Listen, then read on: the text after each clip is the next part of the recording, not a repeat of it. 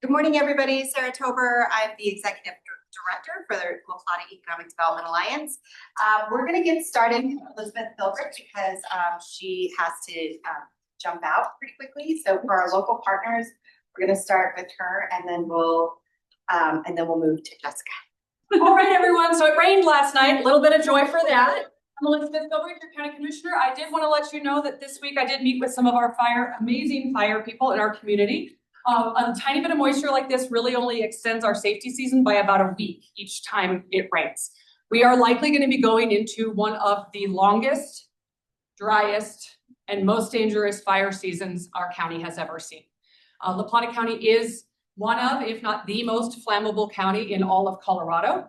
And so it is incredibly important for you to be as vigilant as possible. So what can you do? First off, if you know anyone who has an agricultural property, this is likely the last week you're going to be able to get fire agriculture permits. So cancel your plans and burn your ditches now. Next up, we are going to have our countywide FireWise preparation. This is going to be a variety of different organizations coming together and letting you know what it is they do that can protect you and your community. This is May 4th. Fortunately, we have some amazing staff in the room who can additionally help you with this, but there are some flyers on the muffin table on your way out if you need that. In addition to that, who's ever signed up for like an online help service only to find out they go defunct? So La Plata County has had its like emergency awareness in a text form for a long time. We are now moving that to LPC alerts so that we can be with an organization that will be active and in business going forward. So that you would please, if you have been receiving alerts on your phone, this is a really neat thing because you can put in your personal address, you can put in the address of where your kids go to school, you can put in the address of your business, and you will receive different alerts depending on whether or not you are in any zone here for those various. It's not the whole county gets an alert. It's if you put that address in, it's going to alert you about the safety of that particular address. So fire, fun way to start. Second, a little bit more fun, but also county doesn't do anything that's wildly exciting. We have started road improvements due to the 1A being passed.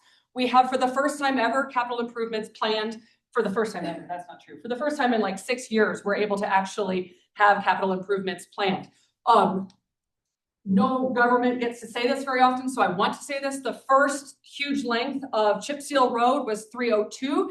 It happened not even on time, under time. We finished it a week early. Yeah. So each one of the roads that will be improved over the year will be listed on our road and bridge department, and you'll be able to see what is coming up.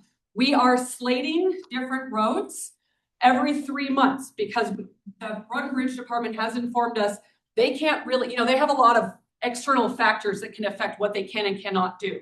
So if you are interested in knowing what roads are coming up, you can go onto the website. If you are interested in making sure a road that you are concerned about has been brought to our attention, please do that. We did receive some road damage in the last big rain back a few weeks ago. We got a call in the morning. We had graders out there in the afternoon. Okay, so we really do listen when you talk to us. Okay, the final piece I have for you is legislation season. Some of you guys do have components of your lives that are affected by legislation. I am personally monitoring several economic development and economic mobility laws. And then also there's several really interesting workforce development laws that are coming up through the legislation right now. One in particular I have a soft spot for, which is to create a workforce development council, which will essentially help universities and colleges understand how to bring their students directly into the workforce, train them for jobs that actually exist, right? If you have pieces of legislation that you think that we should be monitoring or that the BOCC should be taking a stance on, please let us know. It's not a huge component of our job, but our voices are outsized. So please let us know. We can get the organizations that back the county commissioners and make sure that your voice gets up to the top where the decisions are made. Any questions real fast before I leave the building? All right, Nice to see you all. All right, I'll try to keep this short. City of Durango has implemented stage 1 water restrictions. It was effective April 10th. Basically, what that means is there's going to be permitted 3 days of outdoor irrigation a week between 7 p.m. and 9 a.m. Odd number addresses can water Mondays, Thursdays, and Saturdays. Even addresses Tuesdays, Fridays, and Sundays, and Wednesdays are prohibited. So that's how that mostly affects us. In terms of City of Durango updates, other things on the economic development front, the Durango Crossings project is moving forward. It's a 169 unit mixed use building with a strong focus on attainable housing. About 84% of the units are targeted for households earning between 70 to 120% AMI. We're also launching business-focused focus groups. That's based on last year's community engagement survey to better understand regulatory barriers, awareness of city programs, and downtown vibrancy. So this ties into our ongoing work through the city's work partnership to reduce friction for small businesses. So if you're interested in being a part of one of those focus groups, be on the lookout on our Engage Durango website. From a tourism perspective, the Spring Green campaign is underway. It drives shoulder season visitation. Visitors staying 3 nights or more receive $100 to spend at downtown local businesses. We've also seen a strong national media exposure with features in travel and leisure, and the New York Times helping position Durango in the front of major audiences heading into the summer. Let's see what else. On housing, the Rivergate Workforce Housing Project is advancing through the early preliminary stages right now. And then finally on events, we are getting ready to launch our advertising for our 4 Days of the 4th campaign. We will not have fireworks this year. I'm sure you can all have guessed that. However, we're working on lots of fun things to keep the community engaged and in town. So those are some City of Durango updates. Not here this morning after all, so we're going to move right into federal updates for Senator Michael Bennett. Wyatt Bear. Morning, everyone. My name is Wyatt Bear. I'm the Southwest Regional Representative for Senator Michael Bennett. A couple quick things. Just want to give a shout out to all of the organizations and local governments that submitted congressionally directed spending requests last month. We are going through them right now and working with the committee. We should have an update for you within the next month or so, the next 30 days. Some unfortunate news that we got yesterday. So obviously back in October, we got historic floodings here in the Plata County and Vallecito, over Pagosa Springs and Mineral Creek. Shortly after, the governor, supported by the entire Colorado congressional delegation, requested a major disaster declaration, which would open up funding from FEMA to help those communities recover from the flooding. This was denied initially right before Christmas last December. Senator Bennett led the entire Colorado delegation in supporting the appeal of this once again in early January, and we learned yesterday, unfortunately, that the president denied it for the second and final. So I know the senator is severely disappointed by this decision, that a disaster happening in any state is a disaster anywhere, that this is a very callous move by the president to limit funding to rural communities who are going to suffer from it the hardest, who I know our partners out in Archuleta County and Mineral County specifically, they need these resources to make sure that they can rebuild the communities after the floods. I don't know, there isn't really another point here. This is the last approach for funding, but Senator Bennett will continue to see and find ways to help fight for these communities and make sure that they can appropriately recover. Any questions? Thank you all. That note. Not on the Alliance. Sorry. Okay, so it is Dark Sky Week, so I just wanted to bring attention to that, and I wanted to give accolades to Waylon and Marty Poole, who are not here, unfortunately. If you saw that article, the City of Durango is getting close to becoming Dark Sky certified. So it's very exciting. And speaking of books to read, we are, the Alliance team has teamed up with Maria's Foundation on this readathon fundraiser. So we're excited to be a part of this. Nita's in the room. Thank you for being here. And yes, so feel free to sponsor us or sponsor yourself and read a book. But we're excited to be a part of this fundraiser. And then going right into Alliance updates, I want to say thank you to Dr. Heather Schotten for being here this morning. We were honored to be a part of her investiture last week, and the community is still talking about what a historical moment this is. Just so honored to be a part of that and see this moment. So glad that you are here. And she is also on our Alliance board. So I'll go into our Alliance updates now. In terms of building business capacity, our Alliance Internship Fund has launched.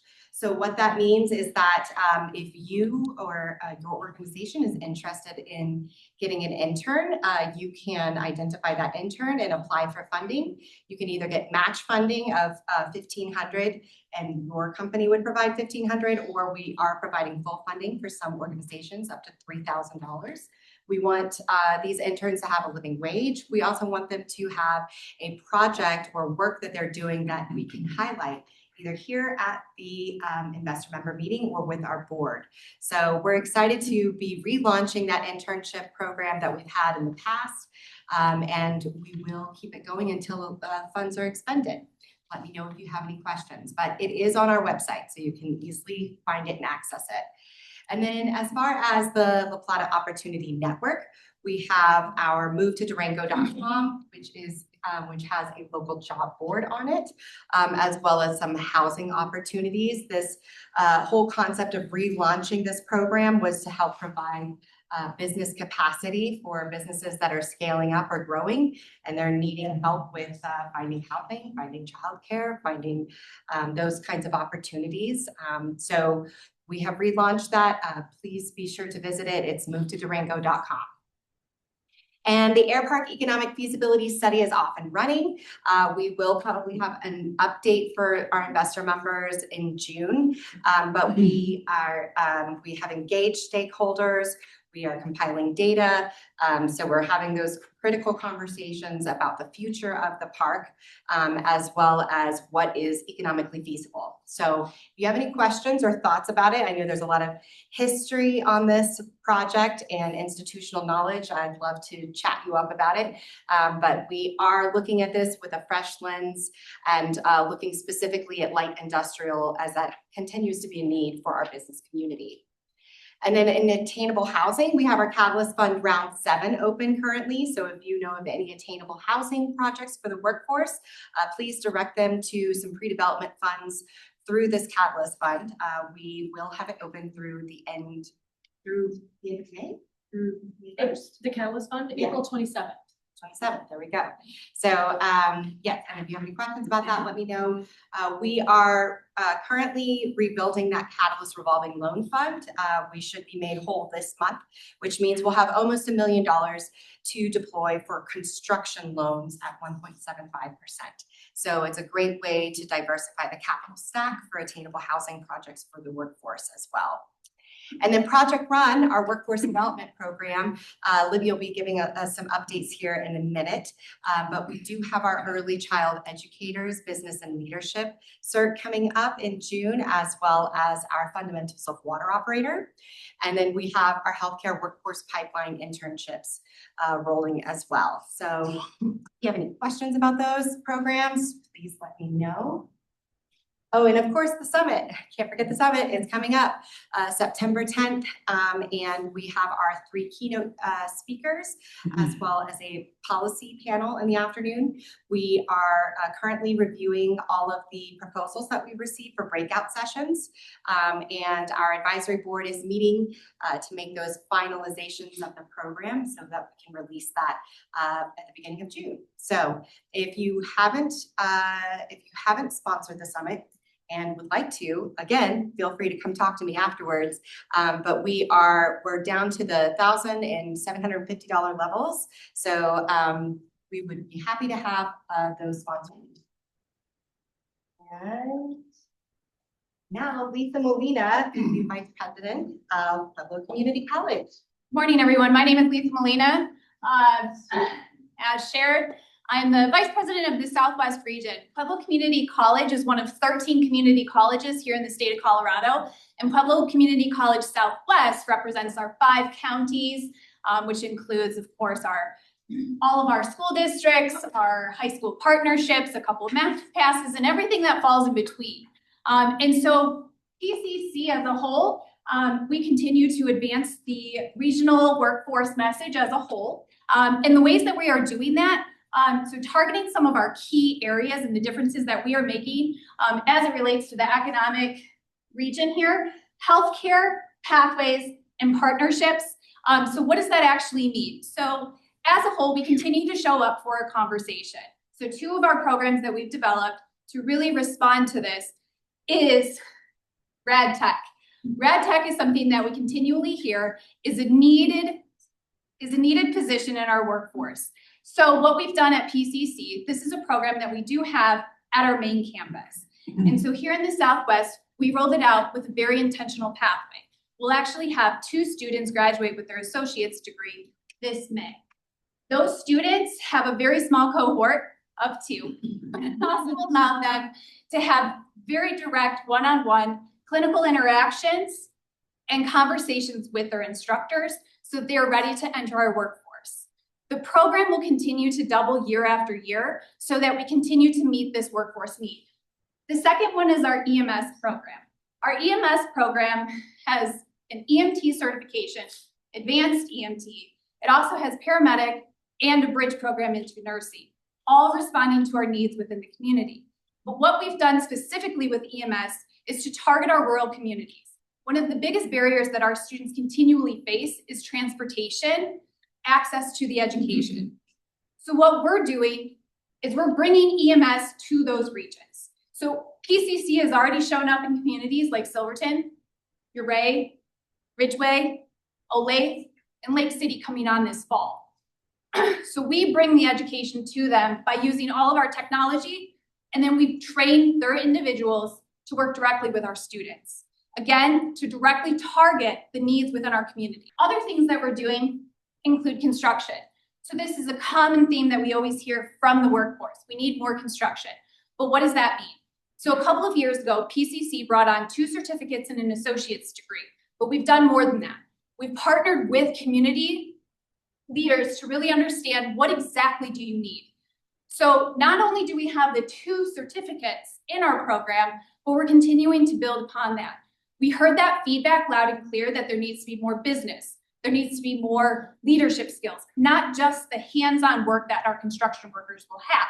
So we actually started building additional certifications to meet that need directly. And then finally, other ways that we're responding is making sure that we have the student support to actually meet this need. Again, we continually hear loud and clear what is happening in the community, and there's tons of barriers. We can't address all of them, but we can address some of them one by one. So the first thing that we started doing is having a cross-regional approach. This is within our own team. So now we have directors, assistant directors, and support staff touching base at both of our locations in an equitable way. And then we also have a basic needs coordinator, which partners not just with our main campus, but with also community partners here, so that we're meeting the needs within the community. We're bringing the wraparound support that's needed for these students to actually succeed and enter our workforce. As a whole, PCC continues to hear about all of the needs in the community, which may include healthcare, skills trade, and where those gaps are. From there, we're using targeted approaches, conversations, we're aligning our curriculum to meet those needs through flexible delivery with our students. We're utilizing our community partnerships and collaborations to ensure that we're meeting the community feedback, and we're coming to the table with a shared solution. So together we're building regional workforce, and we want to continue that conversation with you. We hope that you'll continue to show up for us. Things that we're looking for would include additional clinical rotations. That's one of our biggest barriers, especially as we continue to roll out our Rad Tech program and our EMS fields. We need those fields, but we lack the clinical placement. Student support, we hear about all of the different barriers that students face, but what does that actually mean, and how do we start tackling those problems through transportation and childcare? And then finally, by working with our industry partners, we can slowly partner and make a difference within the community. Meggin Roberts from Animas Surgical Hospital. Good morning, everyone. Thanks for being here. Durango's a super special community, as you all know. It's a community defined by connection, by independence, and a strong sense of identity. I think many of us feel a deep responsibility to protect why this place is and why it's so unique. And we all come together here almost every month and talk about all those challenges, but also the things that we hold dear. At the same time, like many rural communities, we're experiencing real pressures, including growth, rising costs, and shifting demographics. In communities like ours, healthcare is not just about delivery. It's not just about the healthcare itself. It's part of the foundation that allows communities like ours to grow, attract families, and sustain itself. Healthcare is often talked about as a cost. I know I sit on lots of those panels. I go to lots of those, open talks. I do it day in and day out and talk about how much healthcare costs. But in reality, especially in rural communities like ours, it functions much more like an infrastructure. Could you imagine what Durango would look like if we didn't have any healthcare? It plays a role in whether businesses choose to relocate here or start up here, whether families decide to stay in our communities, and whether a workforce can show up, contribute, and grow. In that way, healthcare is not just a service, it's an economic driver. In communities like Durango, healthcare is upstream of economic development, not downstream. At Animas Surgical Hospital, we see this impact every day. We employ just over 240 people, representing over 240 households here in the Four Corners area, contributing more than $20 million in benefits and compensation into the local economy each year. But when you zoom out to the broader impact, it's even more significant. We saw this exercise earlier this year by Dr. Peach at Fort Lewis talking about the downstream drivers of the economic impact. Animas Surgical Hospital is not immune to that. We generated more than $99 million in total economic impact in our community through in 2023 alone, as defined by the Leeds School of Business. That reflects not just employment, but the full ripple effect of care delivery, operations, and the dollars that circulate through local businesses and services as a result. That impact is tied to real care delivered, including more than 16,000 hospital visits and over 3,000 emergency department visits every year. And every time I hear one of you say, thank you, my daughter, my friend, my wife, my spouse was there, I always struggle. I'm sorry you needed us, but thanks for choosing us. I never wish healthcare on anyone. Unfortunately, like taxes, it's something we all have to depend on. For a hospital our size, this impact is significant. In rural communities, healthcare organizations often punch well above their weight economically. And one of those ways we see the impact most clearly is at the level of a single physician. In a rural community, bringing one physician is not just filling a role. It means adding a high-earning household to the community, supporting multiple jobs, and generating millions of dollars in healthcare activity each year. It also means that patients can stay local for their care rather than traveling outside of the region. So when we talk about workforce, we're not just talking about staffing, we're talking about economic impact, access, and long-term sustainability. So every time one of you or your friends or your family travels outside of this community, not only are you taking care delivery away, you are limiting the ability for us to bring in new healthcare providers. We hear it all the time. Durango is not the Durango we knew 20 years ago. And that sentiment is understandable. If you weren't here 20 years ago, I'm sorry. We're glad you're here now. Change can feel unsettling, especially in a community that values its identity and its sense of place. But change is happening through population shifts, economic pressures, and growth. The question is not whether Durango will change. It's whether we shape that change thoughtfully in a way that preserves what makes this community incredibly special and why we're all here. We cannot plan for the past. We have to plan for the community that we are becoming. So how is Animas helping with that? One of the most important changes we're seeing is in demographics. In La Plata County, the median age is now over 43 and continuing to rise. Our population has grown, over 65 has grown more than 95% over the last decade. That puts huge pressure on our healthcare systems and also has the inverse of causing families to leave, shrinking our workforce and our housing, and all of the things that help support that infrastructure. This creates a real and growing imbalance. We are seeing an increased demand for care, while at the same time that shrinking workforce to provide it.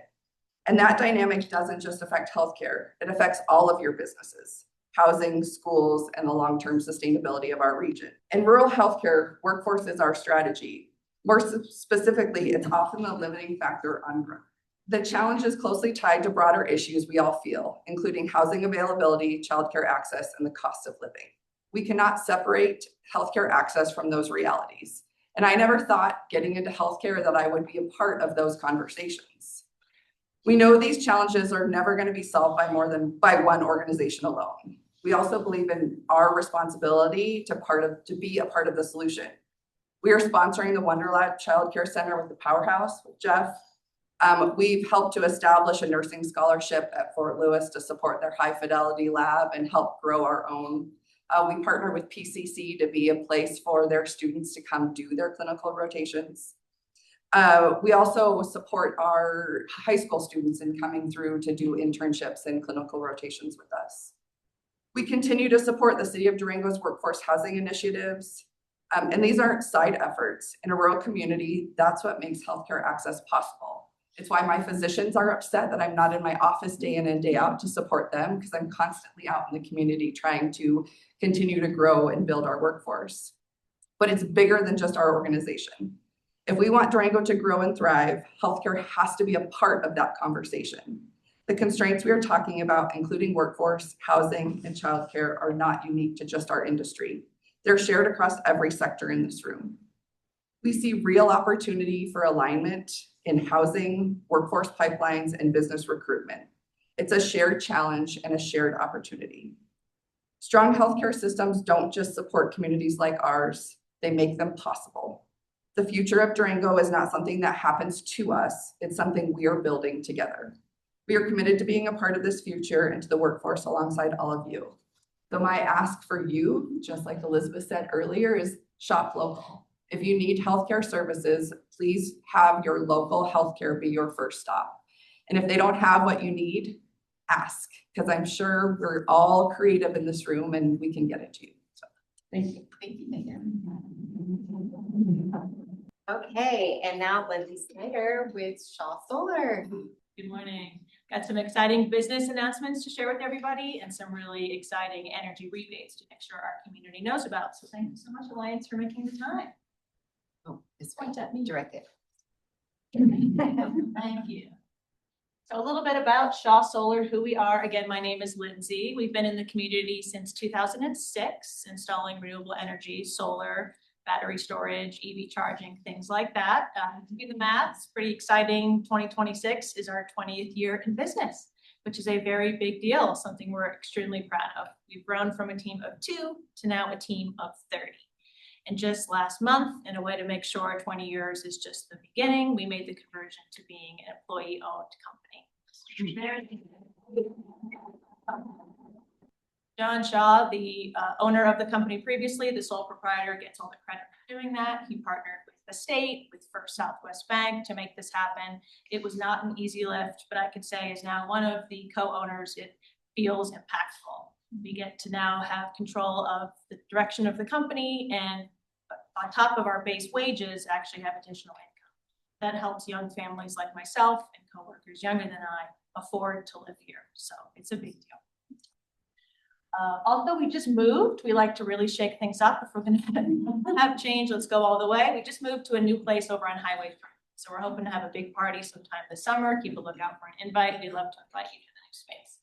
A summary of some of the services that we offer. Like I mentioned, what you know us for: residential, commercial solar, the emerging market of energy storage, service and maintenance of existing systems, EV chargers, but an exciting new addition of heating and cooling. The modern approach, specifically mini split heat pumps, highly efficient, work really well. I wanted to talk today about the amazing state rebates that are in place. The Colorado Energy Office earmarked something like $43 million to support energy efficiency and electrification. So mini split heat pumps qualify for this. The money was getting gobbled up pretty fast by folks on the Front Range, just a larger population pool, that makes sense. So the state was wonderful and actually took a whole bunch of money and parked it for rural communities. So we want to get the word out to make sure our community are one of those that get to take advantage. That number is real. The dollars are flowing. Right here is an example proposal from yesterday that we sent out to somebody. The state comes up with a $9,000. In the end, this client only pays $750, and that's for a dual system for cooling and heating. One system, year-round support. It's incredible. Thanks to our local utilities like LPDA. I said Emily's here today who knows more about this. On top of state rebates, you've got the local rebates as well. So in the end, that's how much a system costs you, and now your home can be cooled and heated. On a scary fire season, like sadly we're hearing about, that's air quality health. You can shut your windows and still stay cool. So this matters for health reasons and energy efficiency reasons. I like these photos just so folks have an understanding of the scale of what it takes to do a project or what it looks like in your home. It's just a truck and a couple of installers. It's not a big impact to your life. This is what certain energy storage looks like in terms of size, so you can make a real difference in your home without a huge footprint. Commercial solar, now is certainly the time. We had some tax credits sunset ahead of schedule last year. The commercial space was not one of them. They are still in place, but we were looking to see that evolve pretty quickly around summer, specifically July 4th. Those start to really take a dip.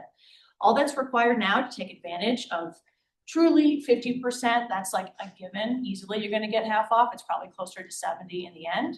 You just have to spend 5% of the project cost by the 4th of July to lock in, safe harbor those savings. Then you have years to develop the project, complete it, finish it, go ahead and ask for that tax credit back. So we're trying to get the word out, make a big push. Now is the time. Small spend, big savings. The tax credit is 30%, as you can read. There's some bonus credits. Most of us, all the businesses locally here, qualify for at least 10, likely 20, and then the bonus depreciation, 20 to 30%. So that's why these numbers are real, not inflated. I've done my best to get the word out with my colleagues over the years. So we've been successfully installing commercial solar for our entire 20-year run. So we have 70 plus and counting of local folks who have done this, gone solar with us. So if you need any testimonials or folks to speak with, it's happening, it's real. I just love this photo, so I had to come up with a reason to put a slide in. This is one of our veteran installers, Nate. He's also now a co-owner. He's been working with us for at least 15 years. He's risen from just an hourly worker to getting several licenses in his electrician track, and now he is a journey worker, excuse me. So he's got career potential that he didn't have prior. We're proud of our state recognized apprenticeship program. So when folks come and work with us, they're working on their logged hours to eventually get that license into whatever they'd like for their career. I should say also for back to the rebates from the Colorado Energy Office for appliances like mini splits, landlords can take advantage of that as well. Your tenant can qualify with their income and those improvements can be made to your structure.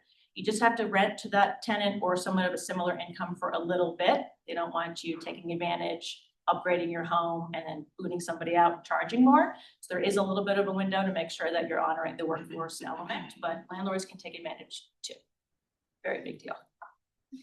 Lastly, on our thank you slide, I just wanted to give a nod to Rock Creek out in Ignacio, their workforce housing project. We were honored to partner with them to put solar on the roof of all of their units. Those are all electric homes. So the folks that now live in those workforce will not have those higher utility bills like they're used to seeing. They won't be zero, but they will be virtually nothing compared to what they would have been. So this is a way that we can partner with folks, developers, builders here in this room and that you might know of that are doing these workforce and affordable housing projects. We would love to partner to take them that much further.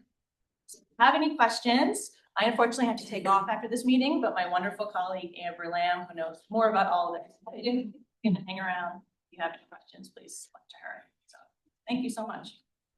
So we are going right into community announcements and we're going to start with Jeff. Morning, everyone. I just wanted to bring your attention to this. We have a lunch with the Federal Reserve Bank out of Kansas City. There's limited spots, so I wanted to give you all an opportunity to register for this. I think it'll be in this space and we're going to have lunch and it's free. So there's only 45 spots available. So if you're interested, please click on that or grab my business card on your way out. Jeff, can you announce the business after hours tomorrow? Of course. Tomorrow, we have business after hours at Wells Group downtown. It's gonna be a big party. They throw a good party. Thursday, what's tomorrow? Wednesday. Thursday. Thursday, Wells Group downtown. Join us. Thanks, Jeff. We've got Mary Shepherd, again with her superhero team. Hi everyone, my name is Mary Shepherd. I'm the director of the Small Business Development Center. If you don't know who we are a national accredited program providing technical assistance, trainings and resources for small businesses. We every year, this is our 14th annual small business conference. Look, our buddy Zach.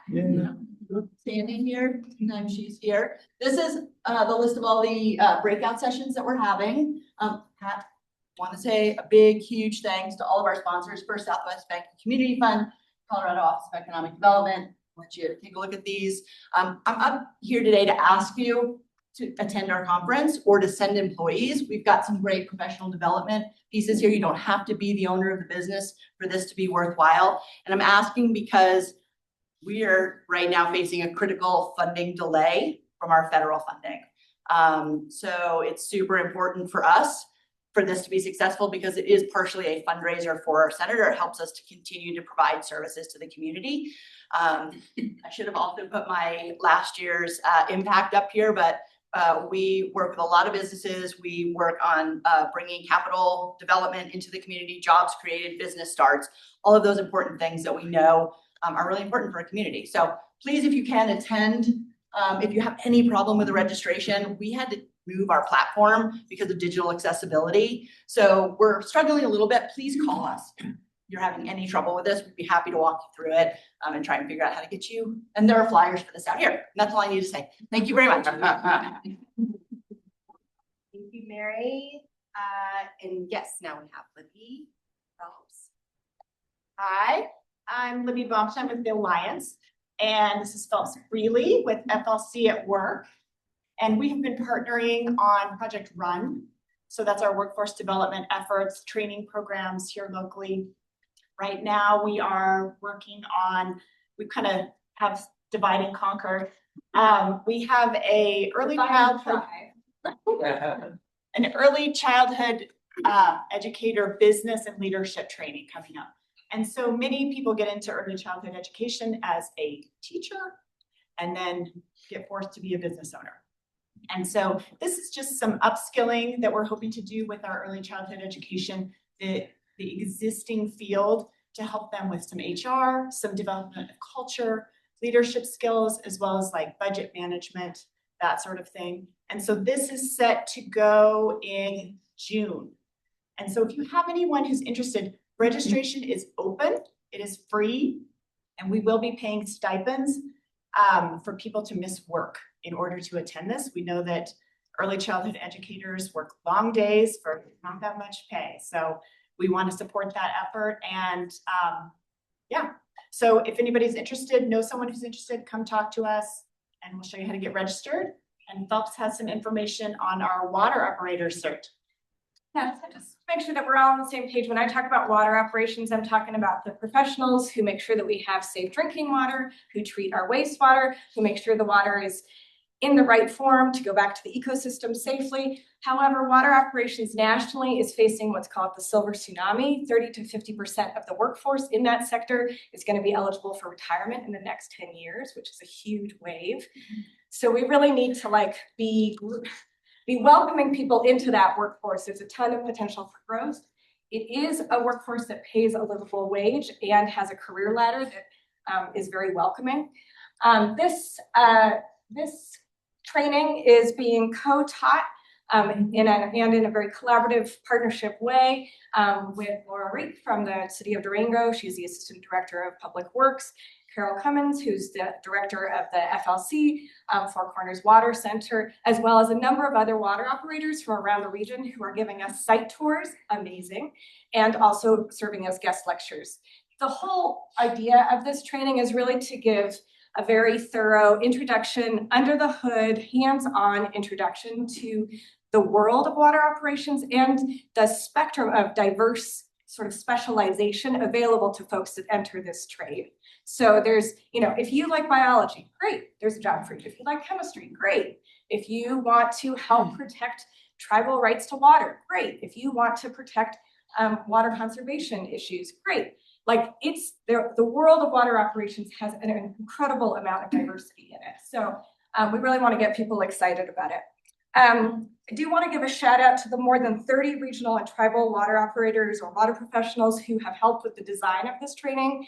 A number of them are also going to be serving as mentors for the learners in this training, both during the course and afterwards to help them through the exam navigation process, both Colorado state exams and tribal nation exam pathways. And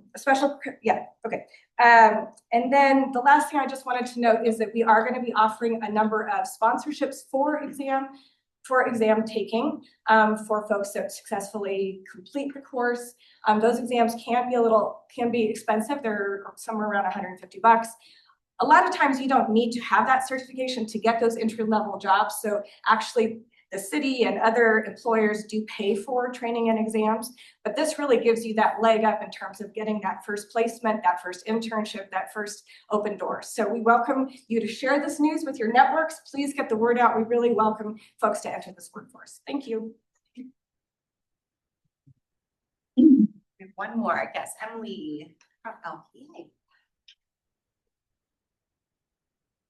Thank you so much. I didn't send her my slide early enough, so sorry, I don't have one. But hi, I'm Emily Misseldine with La Plata Electric. Couple quick announcements. One, wanted to share, you may have heard in the news locally here, but as of April 1st, we've officially exited our long-term contract with our wholesale power provider, Tri-State. And with that transition, we saw from March 31st to April 1st, reduction of about 20% lower cost for our wholesale power supply, as well as a 20% reduction in our greenhouse gas emissions pretty much overnight. So we're really excited about that. Wanted to share that just 2 weeks into our new power supply here. Also, we're having an event on April 23rd to celebrate this transition in our new energy era, as well as talk with some other co-ops leaders from other local regional utilities who have gone through similar transitions. We're operating independent co-op and municipal utilities. So it's April, as well as talking about some of our wildfire mitigation efforts and hearing from some of our line workers about work out in the field and what that means for them too. So it's April 23rd at 5:30 p.m. at the Durango Arts Center. It's called Community Power X, a regional energy forum. So we'd love for you guys to join us on April 23rd. Thanks so much. Thanks. Yeah, I don't know how we got so ahead of schedule, but please remember today that we're giving you 14 minutes. So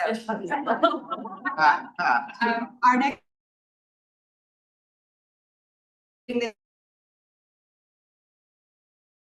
building has changed the hours of operation. So keep an eye out for your email. We only send you one a month, so we try to not bombard you, but we will let you know if we do end up changing that time. So we don't want you here and nobody's here. So yes, have a great day and we'll see you next month. Thank you. Yeah.